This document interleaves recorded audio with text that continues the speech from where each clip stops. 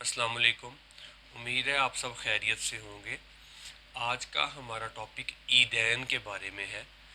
جیسا کہ ہم سب جانتے ہیں کہ رمضان المبارک کا بابرکت مہینہ ختم ہونے کو ہے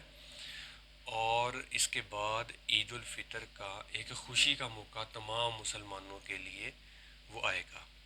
اب ہم آج دیکھیں گے کہ عیدین کے بارے میں اللہ پاک نے کون کون سے احکامات نازل کیے، کس طرح سے ہم عید کے دن کو منائیں گے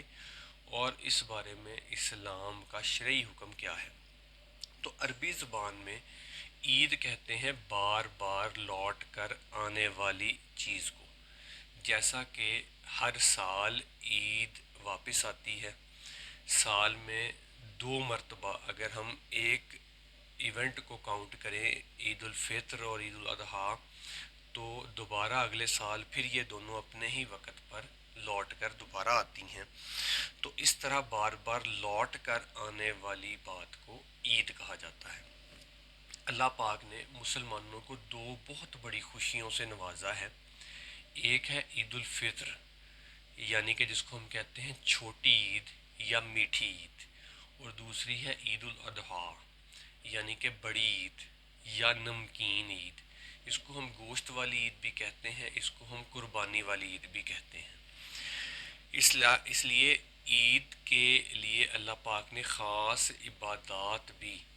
اپنے پیارے محبوب حضرت محمد مصطفیٰ صلی اللہ علیہ وآلہ وسلم کے ذریعے ہمیں تعلیم فرمائی کہ ہم نے عید والے دن کون کون سی عبادات کرنی ہے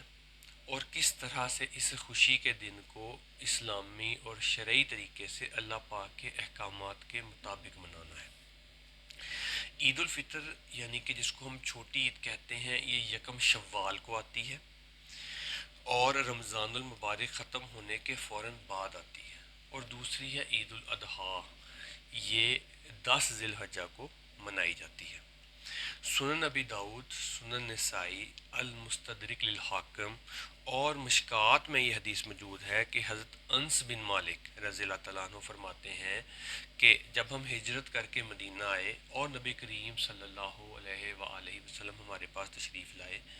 تو آپ صلی اللہ علیہ وسلم نے دیکھا کہ ہم دو دنوں کو خوشی کے دن کے طور پر منایا کرتے تھے۔ آپ صلی اللہ علیہ وآلہ وسلم نے ہم سے پوچھا کہ تم یہ دو دن کیوں مناتے ہو؟ تو ہم نے آپ صلی اللہ علیہ وآلہ وسلم سے فرمایا کہ ہم اسلام آنے سے پہلے جہالت کے دنوں میں بھی ان دو دنوں کو خوشی کے دنوں کے طور پر منایا کرتے تھے، اب بھی ہم اسی طرح ان کو خوشی کے دنوں کے طور پر مناتے ہیں۔ تو آپ صلی اللہ علیہ وآلہ وسلم نے فرمایا کہ اللہ پاک نے تمہیں ان دو جہالت کے دنوں کے بدلے دو خوشی کے دن عطا فرمائے، ایک ہے یوم الفطر اور ایک ہے یوم الاضحیٰ۔ اب ترمذی، سنن ابن ماجہ، المستدرک للحاکم اور مشکات میں یہ حدیث موجود ہے کہ نبی صلی اللہ علیہ وآلہ وسلم جب بھی عید الفطر کے لیے نکلتے تو کچھ نہ کچھ کھا کر جایا کرتے تھے، اور عید الاضحیٰ کے دن واپس آ کر کھایا کرتے تھے، یعنی عید الفطر کے دن جانے سے پہلے کھایا کرتے تھے اور عید الاضحیٰ کے دن واپس آ کر، یعنی کہ نماز پڑھ کے عید کی واپس آ کر کھایا کرتے تھے۔ صحیح بخاری اور مشکات میں حدیث موجود ہے کہ حضرت محمد صلی اللہ علیہ وآلہ وسلم عید کے دن تاک کھجوریں کھا کر جایا کرتے تھے۔ اب تاک ایک بھی ہوتا ہے، تین بھی ہوتا ہے، پانچ بھی ہوتا ہے، سات بھی ہوتا ہے، اور اس طرح آگے سلسلہ چلتا جاتا ہے۔ تو تاک کا مطلب یہ نہیں ہے کہ ہم صرف تین کھائیں گے، تاک ایک کو بھی کہتے ہیں۔ اور جیسا کہ صحیح بخاری اور مسلم کی حدیث ہے کہ اللہ پاک وطر ہے اور وطر کو پسند فرماتا ہے۔ عربی میں وطر ایک کو کہتے ہیں، یعنی اللہ پاک ایک ہے، تاک ہے، اور تاک چیزوں کو ہی اللہ پاک پسند فرماتا ہے۔ اسی طرح نبی کریم صلی اللہ علیہ وآلہ وسلم عید کے دن جب عید کی نماز پڑھنے کے لیے جایا کرتے تھے تو رستہ بدل بدل کر جایا کرتے تھے۔ صحیح بخاری اور صحیح مسلم کی حدیث ہے کہ آپ صلی اللہ علیہ وآلہ وسلم جب بھی عید کی نماز کے لیے جاتے تو آپ ایک رستے سے تشریف لے کر جاتے اور ایک رستے سے تشریف لے کر واپس آتے۔ اب اس میں اکثر لوگ یہ اعتراض اٹھاتے ہیں کہ ہمارے گھر کو تو ایک ہی رستہ آتا ہے،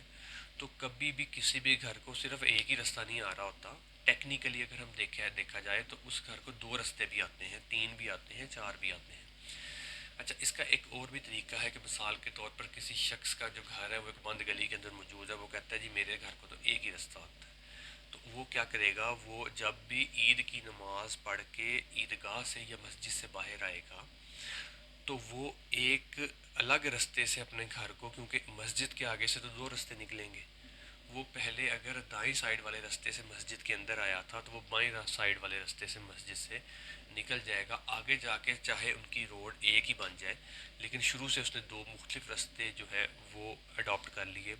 تو اس کی 2 مختلف رستوں والی سنت پوری ہو جائے گی۔ تو اس طرح سے ہم اپنے فہم سے، اپنی سوچ سے، اپنی عقل سے 2 مختلف رستوں کو بھی اپنا سکتے ہیں۔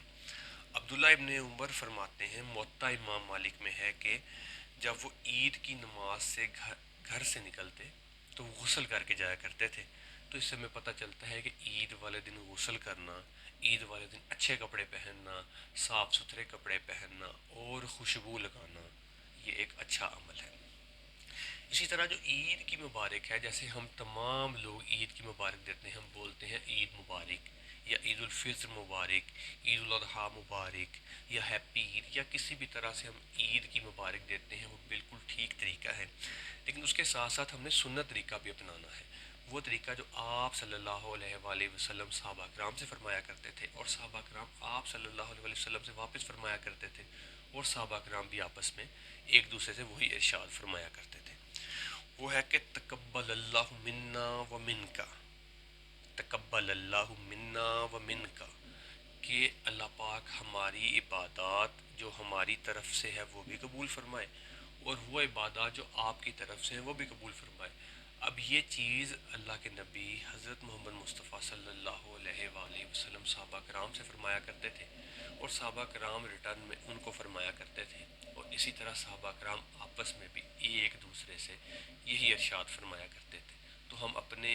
اپنے حساب سے جس طرح سے بھی کسی کو مبارکباد دیتے ہیں ہم وہ بھی دیں گے، اور ساتھ ان کلمات کو بھی شامل کر لیں گے، تو یہ ایک سنت کو بھی تازہ کرنے کے عمل میں ہو جائے گا۔ اسی طرح جب ہم عید کی نماز کے لیے جائیں گے تو ہم تکبیرات کہیں گے، ہم کہیں گے اللہ اکبر، اللہ اکبر، لا الہ الا اللہ، واللہ اکبر، اللہ اکبر وللہ الحمد۔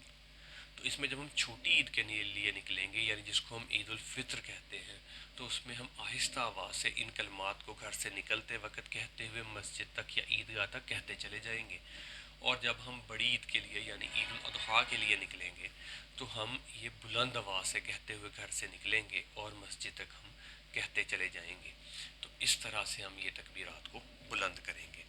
اب انہی تکبیرات کے لیے اللہ پاک قرآن پاک میں سورہ بقرہ میں آیت نمبر 185 185 میں فرماتا ہے کہ جب تم روزوں کی گنتی پوری کر لو تو تم اللہ پاک کی تکبیرات کو بلند کرو، تاکہ تم اس کا شکر ادا کر سکو کہ جو اس نے تمہیں ہدایت دی ہے اور جو تمہیں اس نے ان نعمتوں سے نوازا ہے۔ تو ہمیں ان تکبیرات کا، اللہ کی تکبیرات بلند کرنے کا، اللہ کی حمد و ثنا بلند کرنے کا، اللہ کی تعریف کرنے کا حکم قرآن پاک میں بھی آیا ہے۔ اسی طرح صحیح بخاری، صحیح مسلم اور مشکات میں یہ حدیث موجود ہے کہ نبی کریم صلی اللہ علیہ وآلہ وسلم نے عید الفطر اور عید الاضحیٰ 2 دنوں کا روزہ رکھنے سے منع فرمایا ہے، تو ہم یعنی کہ یکم شوال کا، عید الفطر کا روزہ بھی نہیں رکھیں گے، اور 10 ذی الحجہ کا یعنی عید الاضحیٰ کا روزہ بھی نہیں رکھیں گے۔ اسی طرح آپ صلی اللہ علیہ وآلہ وسلم نے 10، 11، 12 اور 13 ذی الحجہ کو ان 4 دنوں میں روزہ رکھنے سے بھی منع فرمایا، تو اب ہمارے پاس ٹوٹل 5 دن آ گئے، ایک دن ہمارے پاس آ گیا یکم شوال کا یعنی عید الفطر کا، اور 4 دن ہمارے پاس آ گئے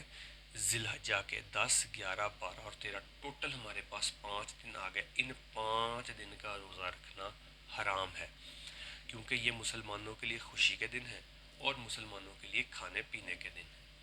تو امید ہے عید کے متعلق ہمیں کچھ نہ کچھ احکامات، مسائل جو ایک کامن مسائل تھے تمام لوگوں کے ذہن میں تھے، وہ کلیئر ہو گئے ہوں گے۔ اس کے علاوہ اگر کوئی چیز ہوگی تو ہم اس کو انشاءاللہ اگلے لیکچر میں ڈسکس